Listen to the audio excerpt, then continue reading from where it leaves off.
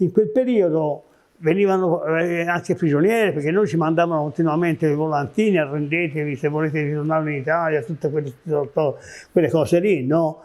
E i russi vennero 4, vennero verso di noi e si sono dati prigionieri così. Mi ricordo che Lamberti li prese, li fece lavorare, perché Lamberti lavorava anche lui personalmente a farsi un bunker e aiutavano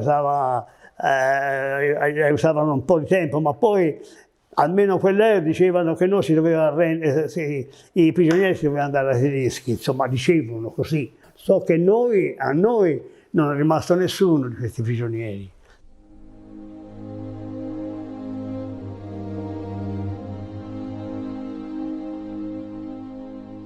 A ottobre lasciammo Jagonni a piedi.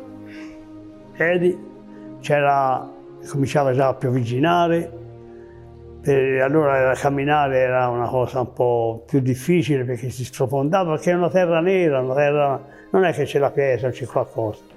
E siamo arrivati a un paese dove ci siamo fermati, dove ci siamo un po' messi a posto, un po' di pulizia, ci siamo levati i pidocchi da addosso, che ce n'era un esercito fra tutti. E poi di lì siamo stati fermi diversi giorni, siamo poi ritornati a Millerovo. Millerovo verso la fine di ottobre.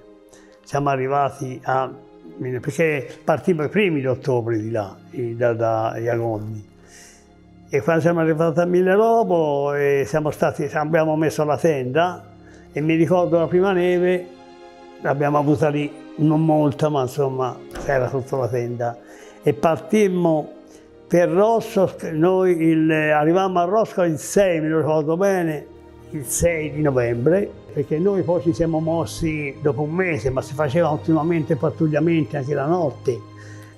Facevano la ritirata da Ivanovska e scendemmo a Selenikar. Questo è successo dopo che Lamberti aveva detto queste cose ai tedeschi, gli aveva detto ma lo sentì piuttosto duro.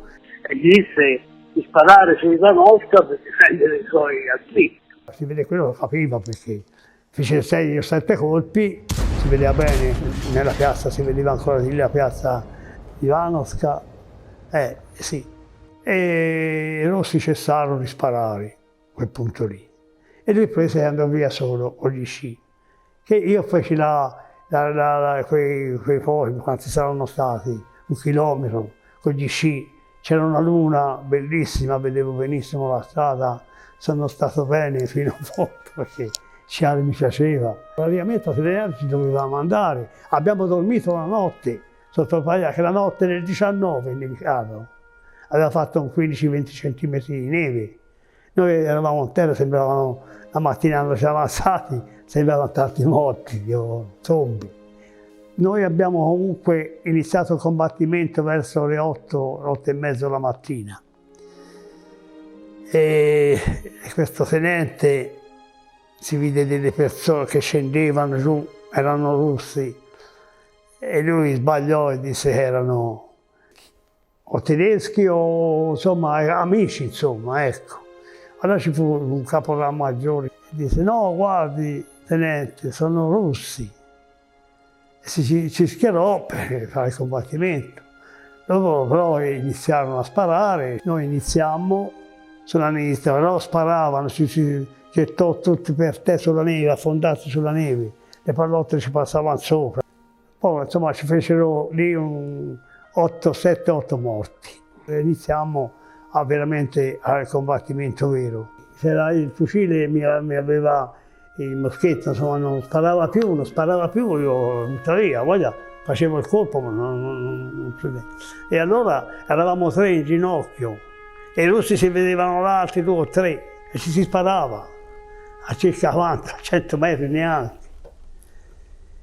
E io mi sono sentito a quel momento, ero in ginocchio così, come gli altri, no? Mi sono sentito come darmi una spinta e buttarmi giù. Dietro c'era il caporale Catalin col mitragliatore e questi ragazzi mi dicono a me, dice, ma Tome, Osvaldo, che ha fatto? No, non è successo nulla, mi sono rialzato. Per me hanno colpito poi il caporal maggiore. Io l'ho visto morire, sai, in ginocchio così, poi si è ribaltato.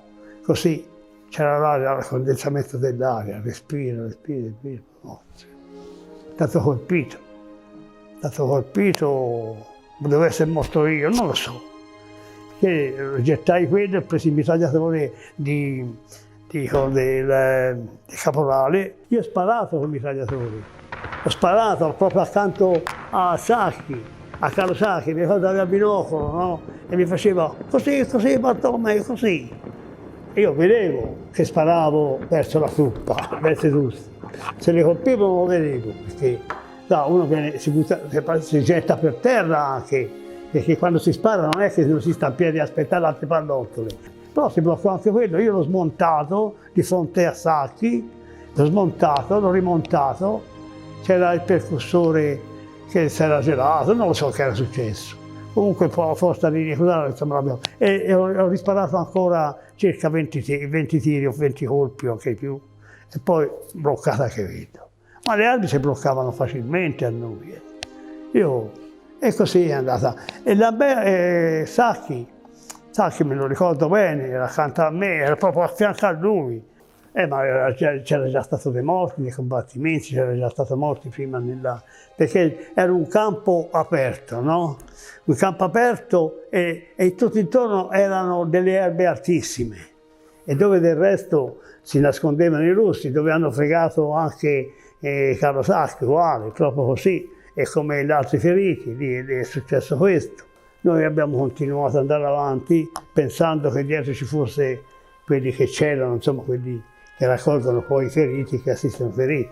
Ma noi si doveva combattere in un certo momento e si va avanti ancora 100 metri. È una cosa strana, quando si arrivò lì io e il tenente, il sottotenente, affiancati insieme, ma mi sembrava che fossero un po', anche lui mi sembrava che fosse un po' fuori testa, anche il tenente, perché mi disse delle frasi, quando mi vide senza armi, aveva il parabello rosso, e mi disse, dalla che se lo merita, ma io credo che merita, io sono senza armi, mi ha visto senza armi, mi dà il parabello, ferita alla mano, gli ho fasciato io la mano, perché noi avevamo anche l'altra divisa, non so come si chiama, quella specie di lenzuolo, va bene, che era facile strapparlo, io sono riuscito a strapparne un pezzo e gli ho fasciato un po' alla mezzola. Tra questi morti c'era qualcuno che aveva la divisa italiana, si vede che avevano trovato i magazzini e per ingannarci, e io ho notato lì queste divise italiane. Si è fatto i prigionieri, quelli hanno ammazzato Carlo, sicuramente era loro. E il Pollero mi fa, Bartolomeo, portali in retrovia, ma io avevo paura, certi tangani, grossi. E io, che si fa? E quando si comandano, mi detto, Burisca, alzavano le mani tutti tranquilli, senza nessuna opposizione. Però deve pensare, poi c'era ancora il combattimento, arrivava il mortaio, insomma piano piano sono riuscito ad arrivare, stavo il capitano Lamberti insieme al suo attendente, ho consegnato questi qui. Perché mi domanda, Sacchi è gravemente ferito. E quando ha sentito questo, loro erano in fila così, no? Ha sparato, ma c'era un po' di distanza e fortunatamente non ha colpiti. Ha avuto una crisi quando ha saputo. Perché io invece di dire che era morto, come era molto amico di Sacchi, ho voluto diminuire la cosa. È gravemente ferito, gli dico, no? Ma io l'avevo visto morto. Sempre insieme loro, sempre. Mi ricordo anche quando c'era in prima fila ai agonni, loro parlavano continuamente, poi mi chiamavano a darvi i fili del telefono, quelli che dovevano, capito, lì, per portare poi nel fortino di Lamberti, e poi arrivava sempre qualche colpo di mortaio, madonna. E loro continuavano, aveva colpi di mortaio e loro continuavano lo stesso. E così, vedi, anche queste sono cose sbagliate. Io dovevo dire che era morto senza dare la vita.